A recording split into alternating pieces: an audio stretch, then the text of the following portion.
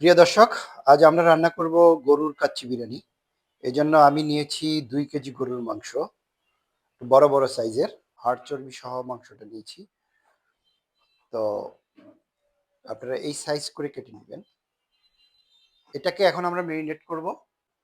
Marinate করার জন্য actually আমি মশলাগুলো মেপে নেই না, আমি আইডিয়া করে নেই। আপনারা ভিডিও দেখে আইডিয়া করে নেবেন। তো এটা হচ্ছে গরম মসলা, আমি এখানে দিয়ে দিলাম। ১.৫ চা চামচের মতো হবে বা ২ চা চামচের মতো হবে। এটা হলো ধনিয়া পাউডার, আর এটা হচ্ছে গোলমরিচ গুঁড়ো, আর এটা হচ্ছে জিরা পাউডার। আমি পুরোটা দিয়ে দিলাম। এখন দিচ্ছি আদা রসুন বাটা।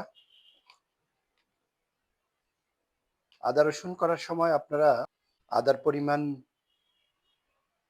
৬০% দেবেন, রসুনের পরিমাণ ৪০% দেবেন। এখন দেব আমরা বাদাম বাটা। এখানে আছে দেশি বাদাম, চীনা বাদাম, কাজু বাদাম আর হচ্ছে পেস্তা বাদামের মিশ্রণ। আমরা দিয়ে দেব এখন মরিচের গুঁড়ো,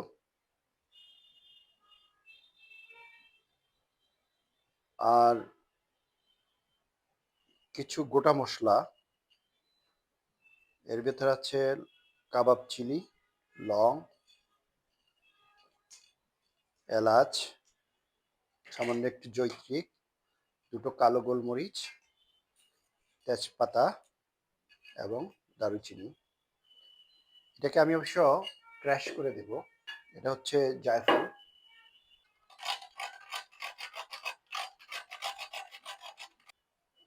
এটা বেশি পরিমাণ দেইনি। লবণ,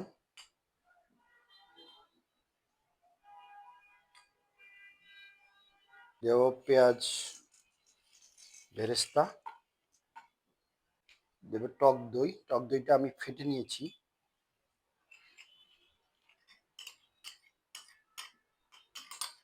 দেব টমেটো সস, আর যেই তেলে পেঁয়াজ ভেজেছি সেখান থেকে একটু তেল দিয়ে দেব। আচ্ছা, এটা দিয়ে এখন ভালোভাবে আমি মেখে নেব। আমরা এই অবস্থায় অবশ্যই এটা আমরা আজকে ফুল নাইট মেরিনেট করে রাখবো। আপনারা ২-৩ ঘন্টাও মেরিনেট করে রাখতে পারেন, ২-৩ ঘন্টা পরেই রান্না করতে পারেন। আজকে আমরা ফুল নাইট মেরিনেট করে রাখবো এটাকে। কালকে সকালে আমরা এটা নিয়ে মূল রান্নাটা শুরু করব। বিরিয়ানিতে দেওয়ার জন্য আলুটা আমরা ফ্রাই করে নিচ্ছি। আলুটাকে আগে হলুদ দিয়ে একটু মেখে নেবেন। প্রিয় দর্শক, আমরা এখন মাংসগুলো সাজাবো। গতকালকে মেরিনেট করা মাংস, এটা আমরা এখন দিয়ে দেব মূল রান্নার পাতিলে।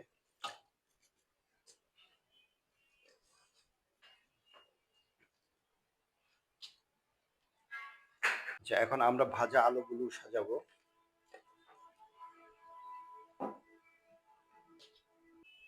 এবার আমরা দেবো আলু বোখারা এবং কিশমিশ।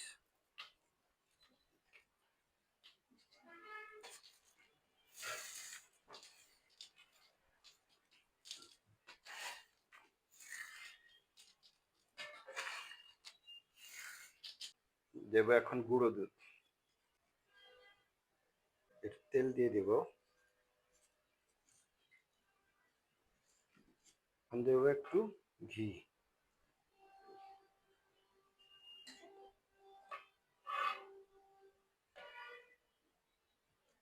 আচ্ছা, এটা এখন প্রস্তুত হয়ে গেছে।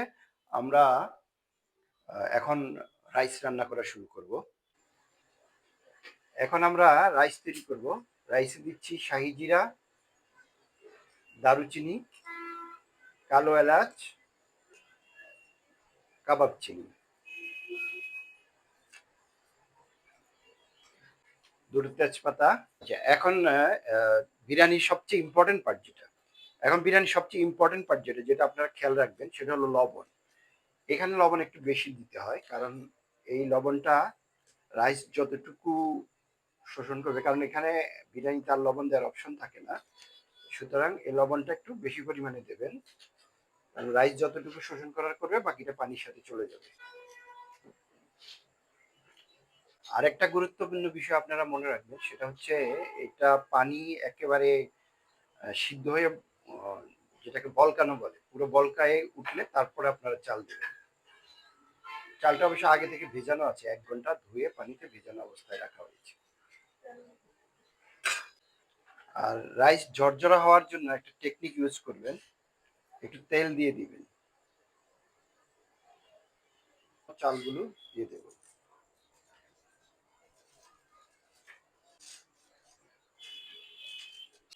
আচ্ছা, রাইসের প্রথম লেয়ারটা আমরা দিয়ে দেই।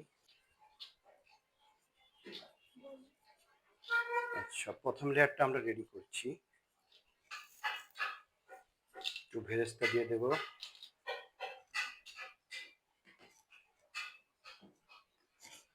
একটু কিশমিশ দিয়ে দেব, আলু বোখারা দিয়ে দেব, আবার একটু গুঁড়ো দুধ দিয়ে দেব।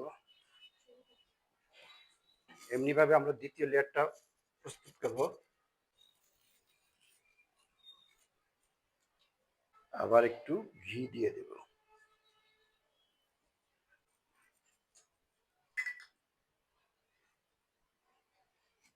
খাবারে আসলে কালার মেশানো ঠিক না, তারপরে আমরা একটু সৌন্দর্যের জন্য দুধের সাথে একটু ফুড কালার মিশিয়ে দিয়ে দিলাম।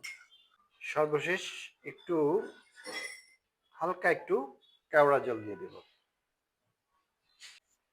এখন এটা আমরা ক্লোজ করব।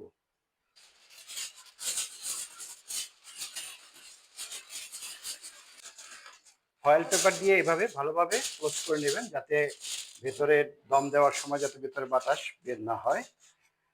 তারপর উপরে একটা বড় ঢাকনা দিয়ে ভারী কিছু দিয়ে চেপে দেবেন। আসুন আমরা দেখাচ্ছি চুলায় কিভাবে বসাবো। এভাবে একটা উপরে ভারী কিছু দিয়ে রাখবেন, তাতে স্টিমটা বেরোবে না।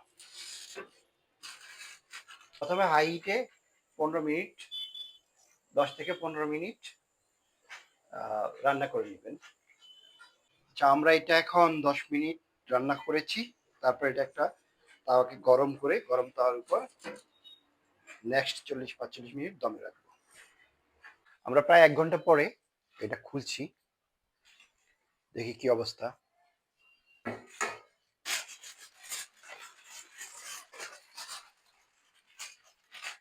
বেশ চমৎকার গ্রান বেরিয়েছে।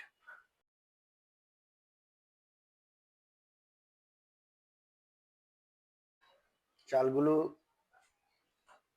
একেবারে ইনটেক আছে।